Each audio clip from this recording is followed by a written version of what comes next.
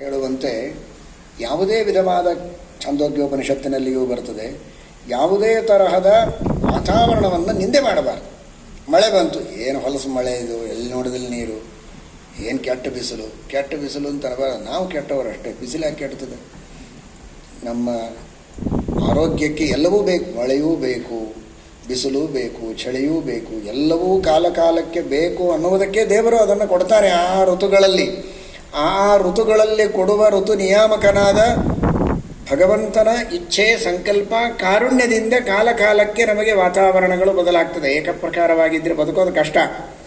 ಅದನ್ನು ಸಹನೆ ಮಾಡಬೇಕು. ಸಹನೆ ಮಾಡಲಿಕ್ಕೆ ಆಗೋದಿಲ್ಲ ಅಂದರೆ ಏನು ಉಪಾಯ ಮಾಡಬೇಕೋ ಅದನ್ನು ತಕ್ಕ ಮಟ್ಟಿಗೆ ಮಾಡಿಕೊಳ್ಳಿಕ್ಕೆ ತಪ್ಪಿಲ್ಲ. ಆದರೆ ಆ ವಾತಾವರಣದ ನಿಂದೆ ಮಾಡಬಾರ್ದು. ಅದು ದೇವರು ಕೊಟ್ಟದ್ದನ್ನು ನಾವು ಸಹನೆ ಮಾಡಬೇಕು ಅನ್ನುವುದನ್ನು ಛಾಂದೋಗ್ಯೋಪನಿಷತ್ತಿನಲ್ಲಿ ತಿಳಿಸಿಕೊಟ್ಟಿದ್ದಾರೆ. ಅಷ್ಟನ್ನು ಮಾಡಿದರೂ ಸಾಕು, ಅದು ತಪಸ್ಸು. ನಿಮಗೆಲ್ಲ ನಮ್ಮ ಕನ್ನಡ ಭಾಷೆಯ ಮಹತ್ವವನ್ನು ಹೇಳಬೇಕಾದರೆ, ಸಹನಶೀಲತೆಗೆ ಕನ್ನಡದಲ್ಲಿ ಏನಂತಾರೆ ಅಂತ ಹೇಳ್ತೀರಿ? ಯಾರು ಹೇಳ್ತೀರಿ? ಹೇಳು. ತಾಳ್ಮೆ ಸರಿಯಾದ ಶಬ್ದ. ಆದರೆ ಆ ತಾಳ್ಮೆ ಎನ್ನುವ ಶಬ್ದ ಯಾಕೆ ಬಂದಿದೆ ಅಂದರೆ, ನಿಜವಾದ ಸಹನಶೀಲತೆಯ ಪರೀಕ್ಷೆ ಯಾವಾಗ ಅಂದರೆ ತಾಳ್ಮೆ. ಆ ಮೇ ತಿಂಗಳಿನ ಬಿಸಿಲನ್ನು ನೀನು ಸಹನೆ ಮಾಡಿದರೆ ಅದು ನಿಜವಾದ ತಾಳ್ಮೆ. ಇದೇ ಪಂಚತಪೋನ್ವಿತ. ಪಂಚತಪಸ್ಸು ಅಂದರೆ ಪಂಚಾಗ್ನಿ ಮಧ್ಯದಲ್ಲಿ ತಪಸ್ಸು. ಎಷ್ಟು ಸರಿಯಾಗಿ ಹೇಳಿದ ಹುಡುಗ. ಪಂಚಾಗ್ನಿ ಮಧ್ಯದಲ್ಲಿ ತಪಸ್ಸು ಮಾಡಲಿಕ್ಕೆ ಆಗದೆ ಇದ್ರೆ ಬಿಡಿ, ತಾಳ್ಮೆ.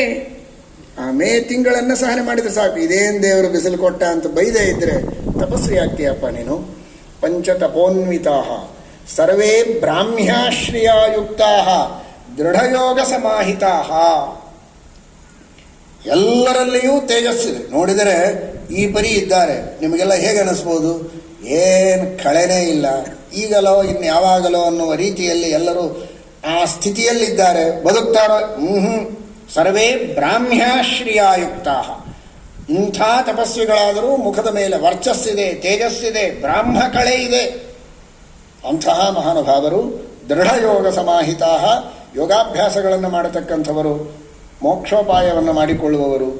ಇಂಥವರೆಲ್ಲ ಸಂಘ ಮಾಡಿಕೊಂಡು ಶರಭಂಗಾಶ್ರಮೇ ರಾಮಂ ಅಭಿಜಗ್ಮುಶ್ಚ ತಾಪಸಾಹ. ಶರಭಂಗಾಶ್ರಮದಿಂದ ಇನ್ನೇನು ಹೊರಟು ನಿಂತ ಶ್ರೀರಾಮಚಂದ್ರನ ಎದುರಿನಲ್ಲಿ ಇವರೆಲ್ಲ ಬಂದು ಸಹಸ್ರ ಸಂಖ್ಯೆಯಲ್ಲಿ ಬಂದು ಎದುರಿಗೆ ನಿಂತಿದ್ದಾರೆ.